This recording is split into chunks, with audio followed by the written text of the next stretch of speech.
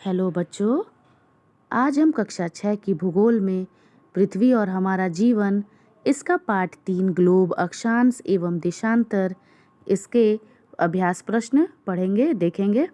इसके पहले की वीडियो में हमने इसका चैप्टर पढ़ा था। इसमें जो पहला प्रश्न है, निम्नलिखित प्रश्नों के उत्तर दीजिए।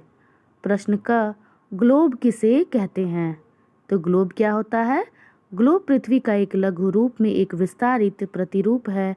ग्लोब स्थिर नहीं होते हैं और इनको कुम्हार की चाक या लट्टू के समान घुमाया जा सकता है।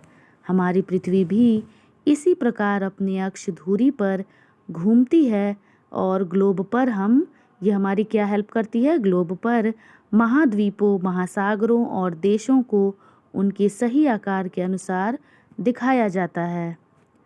प्रश्न ख, ग्लोब पर अक्षांश रेखाओं की संख्या कितनी होती है? तो अक्षांश रेखाओं की कुल संख्या 179 होती है।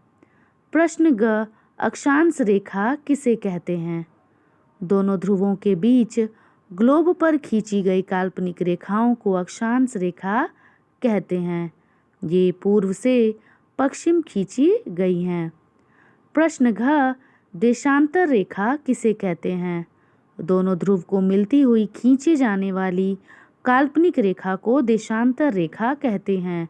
यहाँ पर दोनों ध्रुव, उत्तरी ध्रुव और दक्षिणी ध्रुव को कहा गया है। तो दक्षिणी ध्रुव और उत्तरी ध्रुव को मिलती हुई खींची जाने वाली जितनी भी काल्पनिक रेखाएं होती है उन्हें देशांतर रेखा कहते हैं।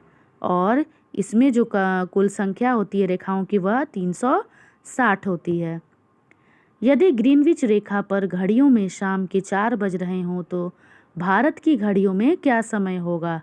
तो भारतीय मानक समय ग्रीनविच मानक समय से 5 घंटा 30 मिनट आगे रहता है। अतः जब ग्रीनविच रेखा पर घड़ियों में शाम के 4 बजेंगे तो भारत की घड़ियों में 4 और प्लस 5.5 घंटे कितने बजेंगे? 9:30 बजे का समय, 9:30 का समय हो रहा होगा।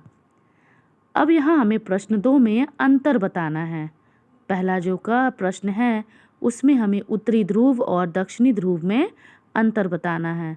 तो पृथ्वी जिस अक्ष पर घूमती है उसके ऊपरी सिरे को उत्तरी ध्रुव और दक्षिणी सिरे को दक्षिणी ध्रुव कहते हैं। प्रश्न ख, कर्क रेखा और मकर रेखा। तो कर्क रेखा और मकर रेखा में अंतर बताना है।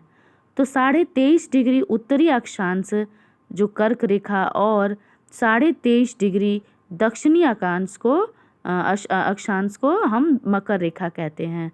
तो यहाँ पर 23.5 डिग्री उत्तरी अक्षांश यानी ऊपर की तरफ जो अक्षांश है उत्तरी अक्षांश में उसे कर्क रेखा कहेंगे और 23.5 डिग्री दक्षिण अक्षांश को हम दक्षिणी यानी नीचे की ओर मकर रेखा कहते हैं। प्रश्न का 0 डिग्री अक्षांश और 0 डिग्री देशांतर में क्या अंतर है? तो 0 डिग्री अक्षांश को भूमध्य रेखा कहते हैं किंतु 0 डिग्री देशांतर को ग्रीनविच या प्रधान मध्याह्न रेखा कहते हैं जिसको प्राइम मेरिडियन कहा जाता है। प्रश्न घ, आर्कटिक वृत्त और अंटार्कटिक वृत्त। तो 66.5 डिग्री उत्तरी अक्षांश को आर्कटिक वृत्त और 66.5 डिग्री दक्षिणी अक्षांश को हम अंटार्कटिक वृत्त कहते हैं। प्रश्न 3, सही शब्दों को चुनकर खाली स्थान को भरिए। प्रधान देशांतर रेखा के ठीक विपरीत 180 डिग्री देशांतर रेखाएं होती है। यानी जो हमारा बीच में प्राइम मेरिडियन होता है उसके दोनों तरफ कितनी कितनी रेखाएं होती हैं? 180 डिग्री रेखाएं देशांतर रेखा होती है। अक्षांश देशांतर रेखाओं का मापन डिग्री में किया जाता है। सभी देशांतर रेखाओं की लंबाई बराबर होती है। देखिए, अगर हम उसमें कहेंगे अक्षांश रेखा जो होती है वो बराबर नहीं होती है किंतु देशांतर रेखाएं जो होती हैं वह उसकी लंबाई बराबर होती है। शून्य अक्षांश रेखा को भूमध्य रेखा कहते हैं।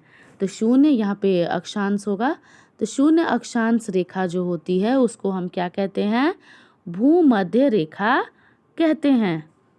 निम्नलिखित के सही जोड़े मिलाइए। 0 डिग्री देशांतर को हम क्या कहते हैं? ग्रीनविच, या जिसको हम प्रधान मध्याह्न या प्राइम मेरिडियन कहते हैं।